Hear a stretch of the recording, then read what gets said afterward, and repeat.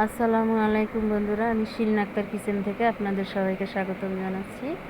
আজ আমি আপনাদেরকে গরুর কলিজা ভুনার রেসিপি করে দেখাবো আর ভাতের চাইলের ডাইলের ভুনা খিচুড়ির রেসিপি করবো। আশা করি আপনাদের ভালো লাগবে। কলিজাগুলো ছোট ছোট পিস করে কেটে ধুয়ে হলুদ, লবণ, একটু সামান্য মরিচের গুঁড়ো দিয়ে সেদ্ধ করে নিচ্ছি। এভাবে সেদ্ধ করে নিলে কলিজার যে একটা কালো ভাব আসে সেটা ঠান্ডা পানি দিয়ে ধুয়ে নিলে সুন্দর। এখন আমি ঠান্ডা পানি দিয়ে ধুয়ে নিচ্ছি, ময়লাটা চলে যাবে। এভাবে করে ধুয়ে নিলে দেখতেও খুব সুন্দর লাগে, খেতেও ভীষণ ভালো লাগে। কলিজার থেকে যে একটা গন্ধ আসে সেটা চলে যায়। এখন আমি একটা প্যান বসিয়ে দিলাম, আর 1 কাপ পেঁয়াজ কুচি, 2টো তেজপাতা মাঝখান দিয়ে ছিঁড়ে দিয়েছি, আর 2টো দারচিনি, 5-6টা এলাচ, আর দিয়ে দিব সামান্য একটু লবণ। লবণটা দিলে পেঁয়াজটা ভালো জলদি সিদ্ধ হয়ে যায়। আর এখন পরিমাণ মতো সয়াবিন তেল দিয়ে দিলাম। পেঁয়াজটা হালকা বাদামি কালার হয়ে গেলে দিয়ে দেব বাটা মশলা। দিয়ে দিলাম 3 টেবিল চামচ। এতে জিরা, ধনিয়া, আদা, রসুন, পেঁয়াজ সব একসাথে ব্লেন্ডারে পেস্ট করে নিয়েছি। আর দিয়ে দিয়েছি 1 চা চামচ হলুদ গুঁড়ো, 1 চা চামচ মরিচের গুঁড়ো।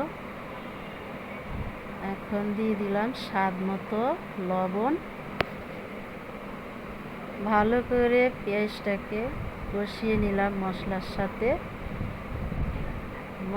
সাথে কষিয়ে সামান্য একটু পানি দিয়ে পেঁয়াজটাকে সেদ্ধ করে নেব। ঢাকনা দিয়ে 5 মিনিট অপেক্ষা করছি।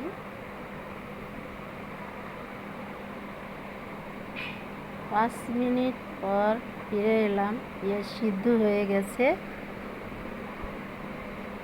এখন আমি ধুয়ে রাখা সেদ্ধ করা গরুর কলিজাটা দিয়ে দিলাম। কলিজা দিয়ে ভালো করে মশলার সাথে কষিয়ে নিতে হবে।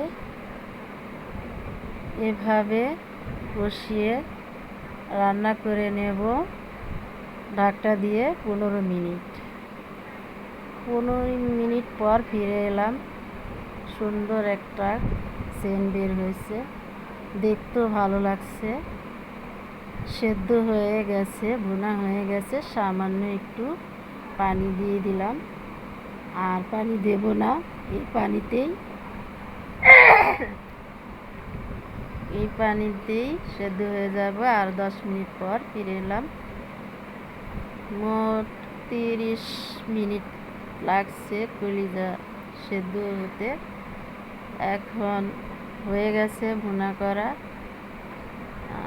একটু লবণটা টেস্ট করে নিলাম, হয়ে গেছে। এখন আমি একটা হাঁড়ি বসিয়ে দিয়েছি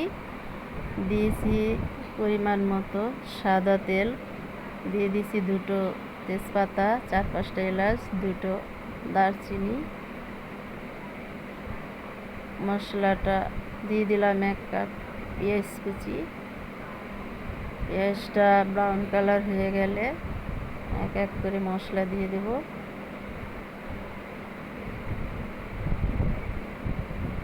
এখন আমি দিয়ে দিচ্ছি বাটা মশলা 1 টেবিল চামচ। মশলাটা কষিয়ে নিলাম। দিয়ে দিলাম 4-5টা কাঁচামরিচ ফালি করে। দিয়ে দিয়েছি হলুদ গুঁড়া আধা চা চামচ, মরিচের গুঁড়ো আধা চা চামচ, লবণ স্বাদ মতো দিয়ে মশলাটা কষিয়ে নিয়েছি। সামান্য একটু পানি দিয়ে দিলাম। এখানে ভাতের চাল আর ডাল ভালো করে ধুয়ে নিয়েছি, পানি ঝরিয়ে নিয়েছি। এখন চাল ডালটা দিয়ে দিয়েছি, দিয়ে কষিয়ে নেব 2-3 মিনিট।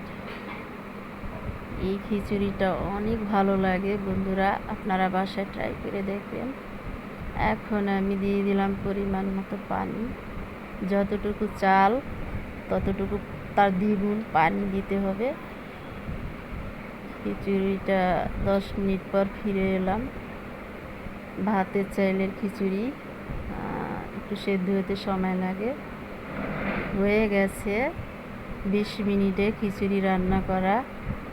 এই রকমের খুব একটা ঝরঝরা না, খুব একটা পাতলা না, এই রকমের খিচুড়ি। দেখতে খুব ভালো লাগছে, খেতেও ভালো লাগবে। আমার রেসিপি যদি আপনাদের ভালো লেগে থাকে তাহলে একটা লাইক, কমেন্ট, সাবস্ক্রাইব করার জন্য অনুরোধ করা যাচ্ছে। আসসালামু আলাইকুম।